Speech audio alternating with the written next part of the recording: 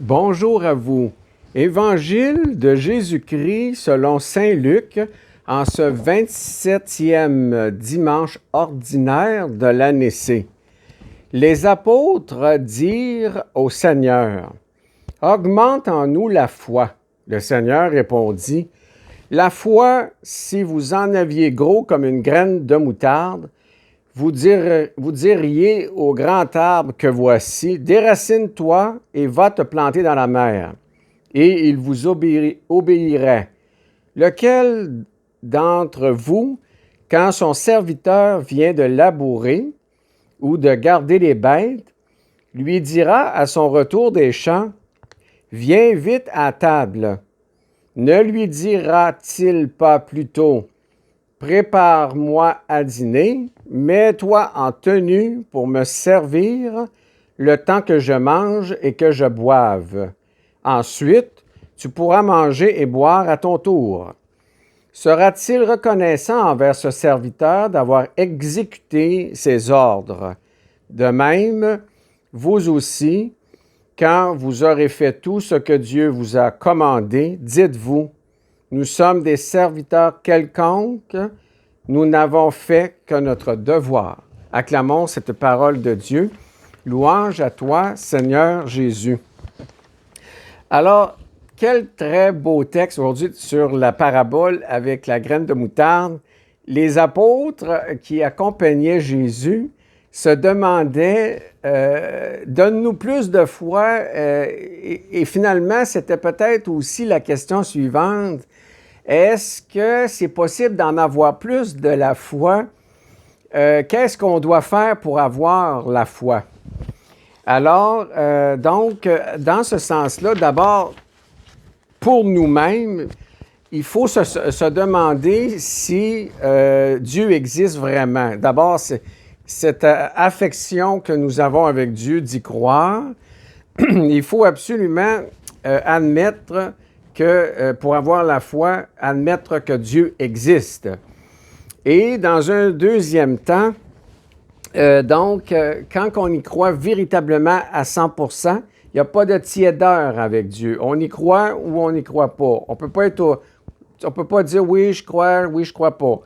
Alors, quand on y croit véritablement, la foi, c'est d'abord et avant tout d'admettre que Dieu existe. Et dans un deuxième temps, le Christ nous enseigne ceci, et c'est là toute la différence, c'est que pour alimenter la foi, il faut absolument avoir des enseignements de la parole de Dieu, évidemment, comme aujourd'hui pour le texte de l'Évangile que nous lisons. Alors, ça prend des enseignements spirituels, les enseignements du Christ, parce qu'il était branché à 100% avec le Père, avec Dieu le Père. Et donc, ce qu'il enseignait véritablement, c'était l'enseignement de l'amour. Donc, toutes ces approches qu'il avait par rapport aux autres étaient motivées par l'amour. L'Esprit Saint, en fait, qui l'habitait, qui nous habite aussi et qui s'exécute autour des personnes que l'on rencontre.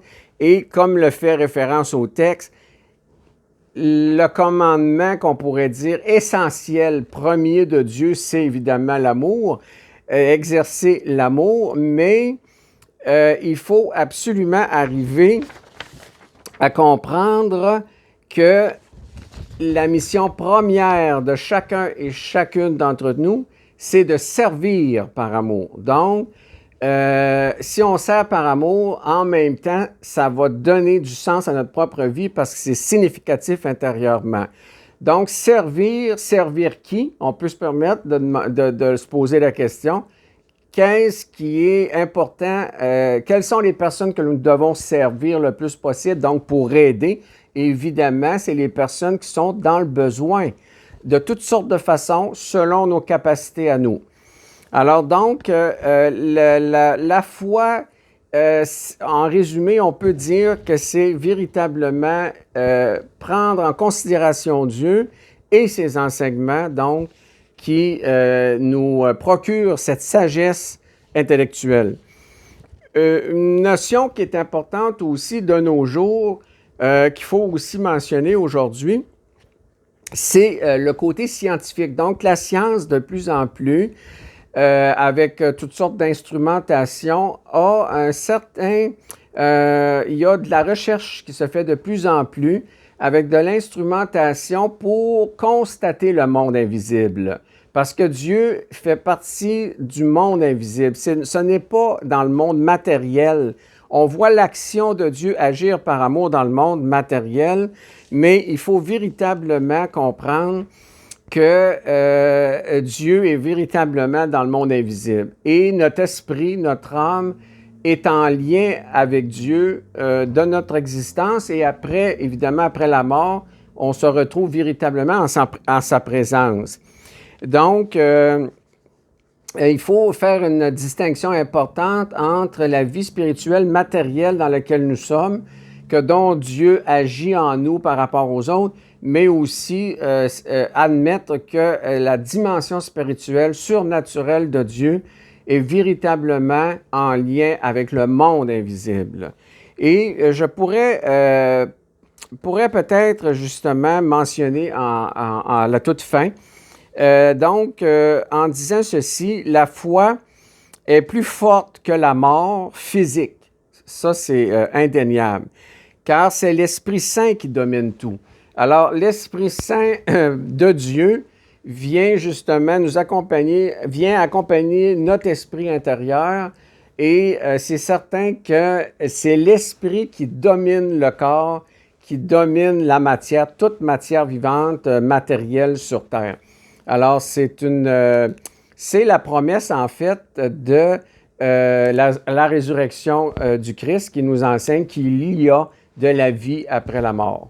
Alors, on ne peut pas avoir mieux comme message. Et d'ailleurs, la parabole de l'arbre et de l'eau fait référence évidemment à l'arbre, donc à l'arbre de la vie du Christ en croix, et qui est finalement dans le mal, parce que la mer représente évidemment les souffrances, puis la mort aussi. Donc, c'est interrelié. Mais cette domination-là par l'Esprit, eh bien, fait référence à la résurrection. Alors, je vous remercie beaucoup de votre présence, et je termine toujours avec la possibilité pour vous de vous procurer mon livre Parcours en sous-titre Approche psychospirituelle que vous allez pouvoir vous procurer sur Amazon. Alors, je vous souhaite à vous une bonne semaine.